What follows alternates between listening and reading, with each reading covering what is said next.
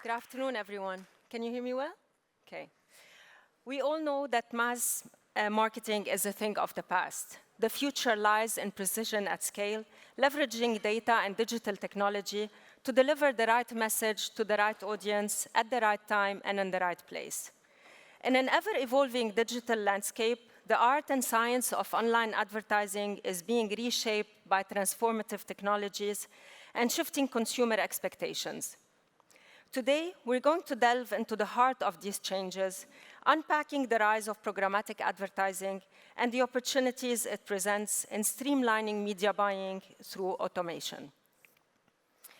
Please allow me to introduce my key panelist, Terry Kane, a digital innovation leader, currently managing director at the Trade Desk, shaping digital advertising strategies across the Middle East and Africa. Terry previously led Meta's commercial teams across the Middle East, Africa, and spearheaded digital strategies at Jumeirah Group. He is definitely one of us, has been in the heart and hub of the hospitality industry. An entrepreneur, adjunct professor, and board member, Terry holds multiple degrees from leading universities. A dedicated triathlete, he has completed over 100 races, including the Marathon des Sables. Please join me in welcoming Terry. Thank you for joining us, Terry. Great to be I have here. a million questions for you. Oh, delighted. Okay, it's a topic that everybody is interested in. And I think with the way the online advertising has evolved in the past 5 years, what we know today is like obsolete tomorrow. And it's just an ongoing learning curve that we're going through. So I'm really interested to hear from you how it has evolved and where are we going, and specifically the shift from the traditional to digital platforms and its impact on advertisers. Well, how long have we got? We've got 30 minutes. Yeah, there's a long conversation here, and you know, there's just so many moving components of it. When I think back to when I first started in hospitality in the travel industry and working in digital strategy and tech, this was pre-internet era, and media was bought on a basis of magazines or outdoor or out of home, and there was always that old analogy that 50% of your money was spent on advertising was wasted. You just didn't know which 50% it was. I think very high level that those days are going, not fully gone, are going. And the advancements in technology that we're seeing today is almost leapfrogging where the last 10 years have been in terms of proving effectiveness of media. And a little tidbit, when my days at Jumeirah, I joined Jumeirah almost 20 years ago. I moved here just as Jumeirah Group was going through a massive expansion, and great to see so many familiar faces in the audience. It's like a homecoming. But the days of Jumeirah then there was very little bookings coming on websites, and there was the OTA world was just in its infancy. Mobile wasn't a thing at all. Sure. SEO was a word, and in fact, I used SEO as a word to get out of everything. Everything with Gerald Lawless, every conversation we had around OPEX or CAPEX, it was Gerald, SEO. Okay, that's great. But that world of 20 years ago, and then we went immediately into mobile, and that shook the whole industry. Yeah. Suddenly the world is going to book on mobile. Again, a Gerald's story was I was sitting in the boardroom, him and Guy Crawford, and we were discussing the investment levels in a mobile development for Jumeirah Group. And I distinctly remember Gerald saying, Terry, no one is going to purchase a hotel like the Burj Al Arab standard on a mobile device. And, okay, that's a bet I wish I'd made at that time. Because we know that the world moved rapidly into mobile because that's the innovations in the hardware. Not only that, the mobile devices were there long before, obviously, Apple brought them out, but the application software world, and it changed everybody's life. Our utility is mobile. Sure. And that was, in reality, that only happened about 15 years ago. So in that period, 15 years, our world has moved on to mobile. And then after that came social media. And social media really brought this ability for small businesses, brands, individuals to have an open and ready conversation on platforms that effectively were in their own control, and businesses to drive business in a way in what we call the walled garden environment, where it's easy to get an advert up and running in a couple of seconds. But also then, on the flip side of that, that organic reach, the stuff that you invested in content and developing content, suddenly became non-existent because you couldn't reach the audience that you'd built up. So there was a pivot in the social media world. And then obviously what's happening now, we've gone from internet era to the mobile era to the social media era. And what we're seeing now is just a massive leap in a whole new direction for the future, which I know we'll get into in a conversation. But this is probably one of the most exciting times in my 25 years of working in tech, in terms of the things that are coming our way. AI has been mentioned a lot, but it's not just AI. It's the compute power that globally is being enabled. Because one ChatGPT question is the same as doing 100 searches on Google. So the power to derive ChatGPT and all AI technology is enormous. So there's a power problem there that we need to resolve. The battery scenario of powering all of this AI-driven technology beyond your household devices, and making it fully mobile, automating it for robotics, automating it for your home use, automating it for outdoor use. That's still a massive issue when it comes to the future, so building that battery power. And then the cloud computing side of things, look, we've come a hell of a long way, and that issue around managing storage is almost a non-issue anymore. But that compute power to drive GPT, to drive AI, is taking it a whole other level. So exciting, and I've no doubt that in the hospitality world, everybody's thinking to themselves, well, how do I get onto this? How do I get onto this conversation, and what do I need to be investing in that's right? And there's just so many different parts to that. So hopefully we can cover some of those today. Terry, we have in the room our sales colleagues, our revenue colleagues, and marketing. So I'd like to just go back to basics a bit and just say, it's a simple yet complex question. What is programmatic advertising? Programmatic advertising? I remember the first time our media buying agency in my previous life came to me with programmatic. I'm like, I had to rush to Google it so that I don't to understand what they're talking about. And it took us a few years to pick it up and understand. So how would you explain it, and why does it matter today more than ever? It's a great question, because there's just so many components to this. And let me start with where we sit at the trade desk. And it's not a sales pitch, but to help you contextualize the world of Mona will not allow us. No, with Mona here, I expect something to be thrown if I sales pitch. Oh, there you are. You're in throwing distance, so I'll be careful. So look, the world of there's really, the way we see it is two worlds. So there's the walled garden world. Now, walled garden is a phrase that's used to describe any of those entities that you control. All of your conversation, all of your data, all of your relationships sits within a walled garden. So examples of that are Facebook, Instagram, TikTok, Google to a certain degree, a large degree as well. And then there's the other part of the internet, which is called the open internet. And the open internet is where we work. And the trade desk is, we're not a publisher. We don't own any inventory or content. What we do is we bring everyone that's outside of these walled gardens together. So that's your Spotifys, your Netflix, your digital out-of-homes, your connected television partners, your Disneys, your CNNs, et cetera. And we enable them to sell buyers advertising. So our interest is in the walled garden. Now, when you think about, outside of the walled garden, when you think about that, that is chaos. The whole world of programmatic is chaos. Digital out-of-home on Shakeside Road, how much is that? How much does it cost to buy that? What does it cost this time of day versus this time of day? What if there's no cars driving past it this time of day? Now, I want to target that, and Amal's driving past that, and I've just picked up that Amal's gone from there, and now she's on her mobile device, not while driving, but she's on her mobile device, and I want to target her on her mobile device because she's looking at a news site that she's interested in or an app. And then Amal's at home, and she's kicking back and relaxing, watching Netflix or another provider.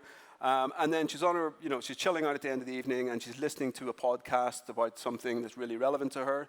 And Amal is the different person at each one of those days. But what's happening there is that there's millions, quite literally millions of data points every single second about you that's relevant to somebody like Hilton or Marriott or Jumeirah Group or anyone else that want to talk to you. There's no way in the world that humans on Excel spreadsheets can define how that Amal sitting in front of Netflix wants to hear about Marinat Jamira's latest offer. Yeah. The only way that you can do that is through automated programmatic capabilities, and that's the full value chain from publishers that enable the digital out-of-home billboard to be automated, connected to the internet, able to play videos, all the way through to Netflix and them enabling adverts on your account, not your family's account, it's your account that's relevant to you.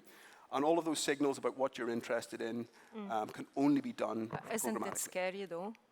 Honestly, really, it's like... It is scary. Look, and I love movies. I mean, by the way, I went to see Gladiator 2 last night, and I'll talk about why I think AI is so important, because that piece of crap. But the real beauty of this when it comes to the scary side of it is about identity, and this is the post-cookie conversation, because cookies were designed for something completely different, and where they are today is the scary part, but what is in the future is actually the real part, where identifiers are unique, they're individualized, but they're completely anonymized, and held and managed in a way which is thoroughly decrypted. Which leads me to to discuss the automation of media buying and its role in improving the ad targeting and its efficiency. You know, how Do you know, I've seen, there's a few really key tech brands here. I've seen Oliver Fashing from Oracle, and there's another, no doubt, OTAs in the room, and GDS suppliers, etc. There is a world of technology that's providing information for hotels.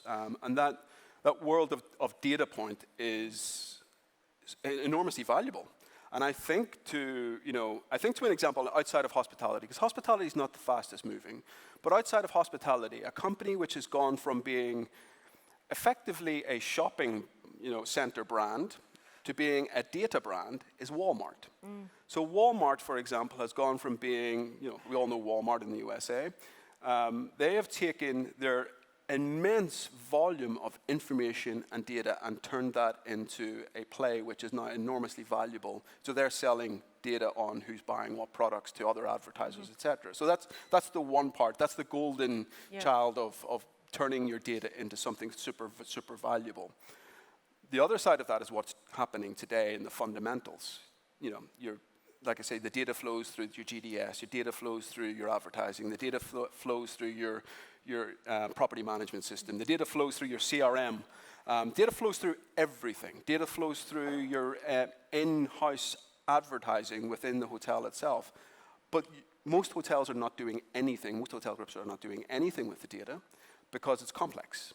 And also the way hotels are set up, in fairness as well, you've got the corporate organization, which does generally have that strategic view on things, and then you've got the hotel operational side of things, which is more complex in reality, and getting that data to flow from one to the other to be completely utilized. But to the question of what needs to be done, I think coming back to fundamental CRM strategies, and probably hear a big breath in from everybody in the room, but CRM is the center of managing data. If it's effectively managed, it can be utilized to an absolute iteration of where it is today. Sorry, so simple advertising is sending out an ad, but if you're a loyalty member, as an example, this ad should not be pointed at you because you're a loyalty member, and again, it comes into that journey of where and when and how. But the CRM is the core component of that. It's the pain of every... it's the pain of every hotel. And, hotel, we all buy the Ferrari off the big software house, but actually putting the engine in it to drive it is something very, very different. Right. And then utilizing that is very, very different. Right. So best case scenario, become a Walmart in the world.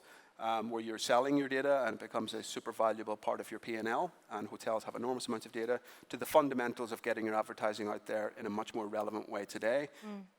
They all come back to the same point. It's nice that you mentioned an example that is out of our industry, but for me it's like the hospitality is always like late learning into going into the technology, like airlines are way more advanced, or if we look at our friends, the OTAs.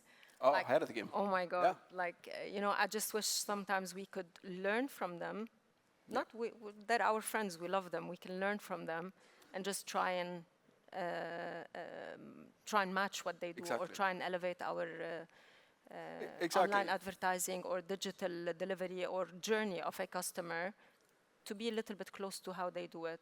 And look, I mean, at the end of the day, the OTAs in any digital native provider that's all their focus is about, the marginal return on every single cent or penny or whatever it is spent online. They don't have to worry about running hotels. They don't have to worry about, operating owners or, the hotel guest experience. All they want to care about is distribution. And I think if there's something that they're doing obviously very well, it's the data side of things and utilizing that data. But also, it comes back to this conversation, which is a long-standing conversation about where you lay your bets for the future, particularly on marginal returns. I don't know what the percentages for OTAs are now today, but you've got that short-term view on filling a hotel versus the long-term view on the value of your distribution. Yeah. The value of your distribution in the long term requires your brand to be active directly. Yeah. In order to be active directly, you're going to have to be smarter with your data. To be smarter with your data, you need to come back to buy the Ferrari, but buy the engine and buy the people to drive it. I think OTAs is the easy route. It's always been the easy route. I mean, they're experts at what they do. If I was a hotel general manager and my hotel was empty in a week's time, I'd be turning to an OTA and saying, fill the hotel. Yeah. But the reality is... the cost of that acquisition, I think. Exactly. Yeah. Can we talk, Terry, about the power of first-party data? How brands are pivoting post-cookie? What works better in today's privacy-first landscape? Yeah, so let me take you back to what the cookie was designed for. Just by a quick show of hands, is everybody familiar with the cookie history? Okay, that's zero. Look, cookies were designed as a piece of code that whenever you logged into your bank or whenever you logged into a website, that whenever you logged into it the next time, it would remember your login details. That was the specific design for it. And that was 25 years ago that this piece of technology was designed. And it was never supposed to do anything beyond that on a web page. In fact, if you look at the history of it, the designers, the creators of the cookie, and the reason why it's called the cookie is because it's the crumb, the cookie's crumb, and it remembers where to go, Hansel and Gretel story. But what it's developed to today is completely different, and it's completely ill-ready for today's mobile world, first and foremost, but also beyond that, the app-based world. Because cookies will only work predominantly on websites, and now today, cookies will only work on Chrome websites, which is Google's ownership, and maybe a couple of others.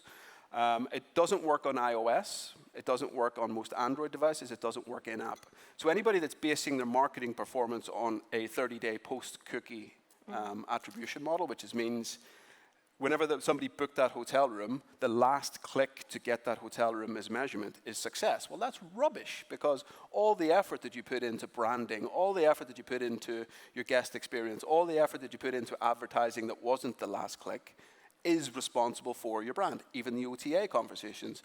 People don't book on an OTA just because of what's on the OTA. They go to your website and they'll check your website and they'll check everything else. So the cookie's defunct, and our company view on this one is that it should have been defunct years ago, and all Google is doing today is holding on to this apocalyptic world of cookies because they have no other solution. Our view on this one is that identity has to be individualized, and identity has to be individualized and managed within the frameworks of the government's perspective on this, so GDPR and Saudi version and etc. So that gets complex because every country in the world has a different, unless it's federal, has a different view on this. If you go to Saudi, they've got the GDPR of Saudi. If you come to the UAE, it's a different view there. And then you've got passing of data in between. So our world in this one is about the reason why it's important, because Amal will be a different Amal at different parts of the day. And in order to speak to Amal, you have to have some information on Amal. The only way to get the information on Amal is by what we call a unique identifier. Yeah. And that unique identifier will send back the information, which makes advertising more relevant to you. And it comes back to the point, is advertising a good thing? You know, a real fundamental thing, and a real fundamental question is advertising a good thing? Well, most people believe yes, because if something's relevant to me, if I receive a piece of news on North Face or Nike or Al Ain water or whatever it might be, because I'm interested in it, I want to hear about it. And that's, that's the core purpose. So cookies are dead. they've been dead for a long time. They will die even more horrible, slow, painful death over the next 2 months because Google's dragging its feet on cookie deprecation. What it means to you as marketers is that you should be finding an identity solution. And there's plenty of identity solutions out there. There's UID, there's ID5, there's live ramp partners as well. A lot of tech partners provide the solution, so you don't need to go out and build anything. You should never be building any of this, but to adopt it into your media. Now, this is the conversation you've got to have with your media partners, your advertisers, about what their use of cookies, cookieless future is. Okay. We spoke a bit about AI this morning during several sessions, but I was interested to know how AI is enhancing the ad placement with the predictive analytics and bid strategies. Is there a risk of automation? Like, how does a brand maintain its authenticity, with the AI coming into the ad placement? Yeah, look, where we are today, it's probably not a good gauge of where we'll be in the future. I know we'll talk about sort of the future in the latter part, but today AI is at its infancy. So I often think back to the 1980s and the first mobile phones and, the battery case and the big phones that were beside them. That's kind of where we are with AI today. This is really just the start of an amazing journey. And where this is going to take us from a media standpoint is all about personalization. It comes back to this point that, some people might think it's quite dystopian, but the movie Minority Report, whenever, the character is walking through the streets and he's able to see things that are absolutely relevant to him or her at that moment in time, that is inevitably where the personalization is going to go. Maybe not in that fearful dystopian way, but there's absolutely going to be hyper-personalization in every single part. Now, that can only be driven, like I said, by systems which can understand real-time what you want, and then understand real-time who's willing to give that space for advertising, and then understand real-time who's willing to buy that at what price. So again, look, we're dealing with 1 trillion transactions of opportunity every single day in our platform. We've got 3.5 billion people that access our platform every day, and there's just no way that any human can ever, in any way, shape, or form, understand the potential that's in that. So that's the AI capability that sits at the back end. And we're really interested in the stuff that sits behind the scenes, because a lot of companies that are focusing on the stuff in front of it, but for us, it's really that data-driven decision-making that comes back to that fundamental of right person, right question, right answer, right media. Correct. But I think, it's the challenges that, whether you foresee any challenges in the programmatic advertising, like with the bots and the bad placements, and I think this is also what we're always fearing. How do you avoid this? How is the brand protected from these bots, the bot traffic? Yeah, look, I mean, and most hospitality companies, organizations, whether it's small or large, will have partners in the market. So this is where the pressure needs to go on to your media partners, particularly to make sure that they're doing the heavy lift. I mean, ultimately, that's what they're paid for, doing the heavy lift to make sure that, the strategy is correct and the technology they're putting in place is correct to prevent malware, spamware, just real bot bullshit. And there's a lot of it out there. And making sure that your placements are relevant and authentic. And there is technology to do that. And there's a host of providers, and we work with a marketplace of every best provider in the market to make sure that you might have heard of MFAs, made for advertising websites, which are just simply built for driving your content through spam websites. So it appears on a website, and then the cookie reports it as being effectively delivered, so you're paying for that. To advertising appearing particularly on social media, and the big challenge with social media, and bear in mind I came from 10 years of working in the largest social media company, is that your brand appears on a news feed where you don't want it to be appearing. And your brand appears on a news feed where people are commenting consistently in the ways that you don't want to be commenting. So there's definitely areas that need to be worked on, ensuring protecting your brand from those. We really think that the open internet, particularly premium open internet, is making particularly in the TV side of things, is making an enormous comeback now because of technology, because of programmatic, is that when people are kicking back and watching their favorite program on their TV, Shahid or whatever, watching the news on CNN or BBC, whatever it might be, is that they're in a different zone and your brand is protected and it's programmatic and it's measurable. And therefore you're able to do more highly qualified questioning and answering of people's needs in a really protected environment. Sure. But also the WhatsApp messaging, you know, the spam in WhatsApp it's gone from text messaging to WhatsApp now. I think this is very intrusive.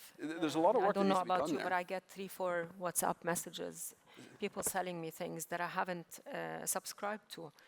Many times I've paid police fines on Dubai police websites that don't really seem like Dubai police websites. Oh God, that's a bad one.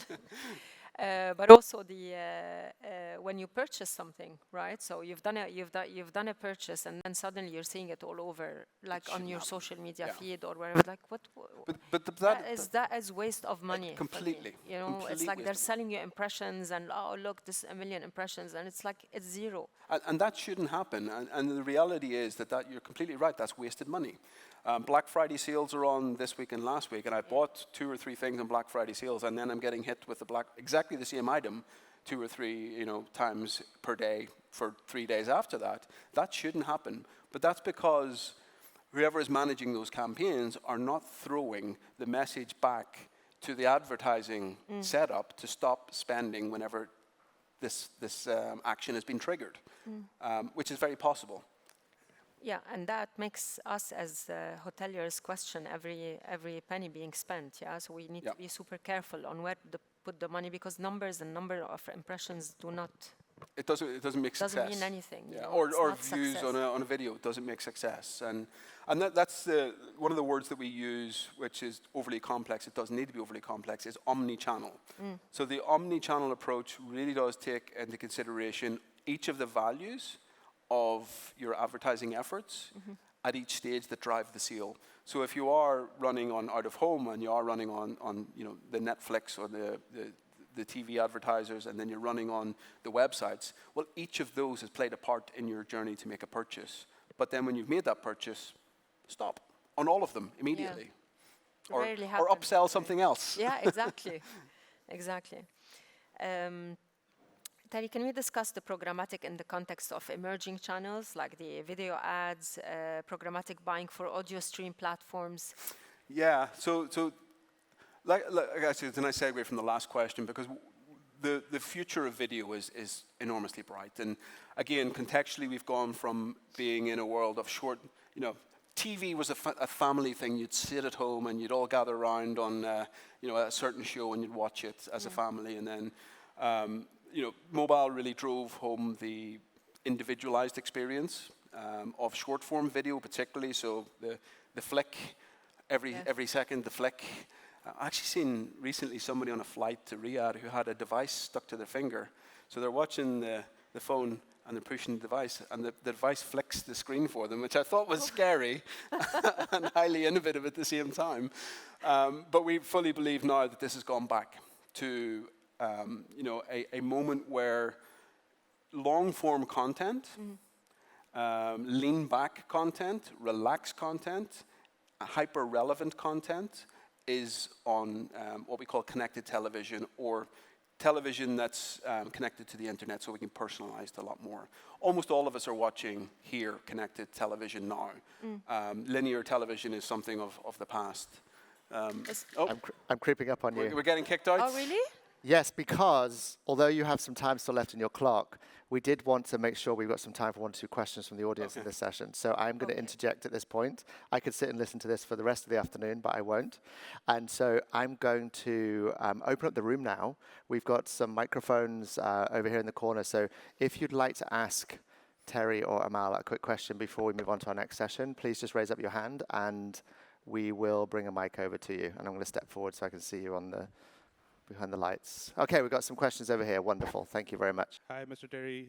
Thank you so much for the lovely talk. I had a question more of a technical nature. As you said that the cookies are being phased out, and I'm aware of that as well. But recently I stumbled upon this new platform called RB2B. Are you aware of that? No, can't say I am. What is our B2B? So it's basically what it does is that it promises that based on a visitor, so if you plug in their tool into your website, any visitor that lands on their platform, they will be able to get their LinkedIn, account, Profile. right? Yeah. So I'm assuming that must be based on a cookie, or is there any other way that's possible, right? I mean, I don't know the website specifically. I'd be interested if you share it with me so I could see it myself. But it doesn't sound like anything other than cookies, simply because you got to collect data from somewhere. And if it's connecting it to a LinkedIn profile, I would be conscious of that. Yeah, the only reason why I ask is that it's getting a lot of hype from very credible tech influencers. Okay. And so if it's bound to die, like, why is there hype, right? So If I was LinkedIn, I'd be looking at it a lot. yeah. Yeah. Thank you. Thank you.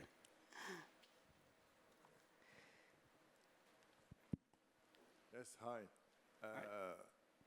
Amal mentioned about when you search on social media, then when you search something on the net, on the internet, and then you get ads on social media, which are not really related to you. And then you mentioned about cookies also dying and on the way to die. So what is the best way today to target people, target guests to your hotel? Cookies, social media is not always relevant. Yeah. What is the best options that people can use to target customers? So this again comes back to the challenge that exists today, but even bigger challenge in the future. If you don't have an individual identity solution within your company, as in working with companies like UID or ID5 or LiveRamp, for example, you're going to face it at the real challenge that you won't be able to find people online because you don't have access to cookies anymore. So when you have an identity solution which is plugged into your CRM or data management platform, you can basically put seeds out into the marketplace, into the internet. And those seeds will then find people who look like the audience that you want. But in order to put those seeds out, you need to have a source of data. And that's email, it's phones, it's app IDs. There's a number of different identifiers which then help you find the audience online. But that's, unless you have this strategy in place in the next 5 years, cookies will not be here, and you won't be able to find your audience on the internet without an ID solution. That's the big problem for the future. Mm-hmm. But search plays a big role in that, right? Yes, search plays an enormous role in it, but search is, that's intent. So somebody's going in with an intent to find something, whereas most advertising is trying to convince people that your brand or your product or service is relevant. But intent is generally lower down the funnel. Upper funnel is where the real challenge is. Any other Thank you questions? very much indeed. I don't think we've got time for another question. I can see there's 2 more mics, but I can see that you'll be able to track Terry down in the next coffee break. Yeah, I'd like to say I told him to stay around. a huge thank you to Amal for facilitating Thank that you. discussion Thank you, and to Terry, so Terry much. as our expert speaker. Thank you very much indeed.